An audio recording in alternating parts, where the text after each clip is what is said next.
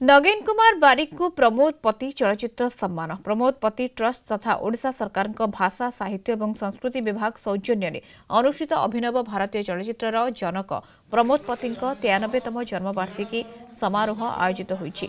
ए अवसर में सुविदित चलचित्र ध्वनिविद नगेन कुमार बारिक को प्रमोद पति चलचित्र सम्मान प्रदान ओडिया चलचित्र समृद्धि तथा क्रम विकास रे योगदान सहित भारतीय चलचित्र जगत में 60 वर्षर अवदान तथा जीवनव्यापी साधना सुनिविद नगेन कुमार बारिक को सम्मानित डॉक्टर रवि नारायण सेनापति अध्यक्षतार अनुष्ठित यह उत्सव को मुख्य अतिथि भाव में उद्घाटन करते एकाम्र विधायक बाबू सिंह। अन्यतम सम्मानित अतिथि तथा प्रमोद पति व्यक्तिगत बंधु भाषाविद तथा समाज विज्ञानी पद्मश्री देवी प्रसन्न पट्टनायक उपस्थित रही।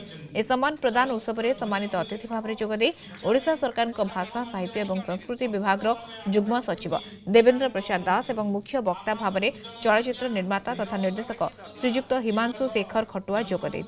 श्रीजुक्त खटुआ निज वक्तव्य में प्रमोद पति गुणगान करने सहित नाम कलिकता स्थित SRFTI रे करिथिबा संग्रहालय विषय समस्त श्रोतागण को सूचना देथिले।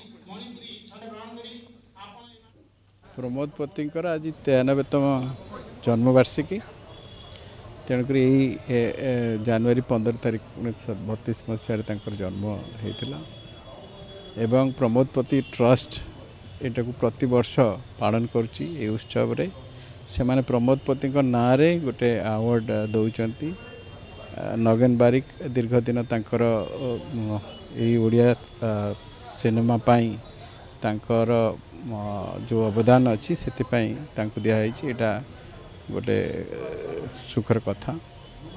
यह छड़ा प्रमोद पति विषय अनेक आलोचना होइछि एवं प्रमोद पति जे कि विशेष करके आम ओडिशार स्वाभिमान एवं ओडिशार जड़े वयोज्येष्ठ चलचित्र निर्माता निर्देशक एवं सिनेमाटोग्राफर एनिमेटर तांको विषय बहुत कम लोक जानती। तेणुकरी तांको विषय रे सारा दुनिया को जणैया ये गोटे प्रयास आरंभ होइछि जहाँकि आमर जो माने पूर्वसूरी जो माने ओडिया सिनेमा बा आंतर्जातिक सिनेमा बा जातीय सिनेमा को जो मानकर अवदान अच्छी तांको मने पकेबार प्रचेष्टा करा जाइछि। एटा बहुत सुखद कथा। सम्मान मिलवा तो भल कथा, बहुत बड़ कथा, निज गर्व।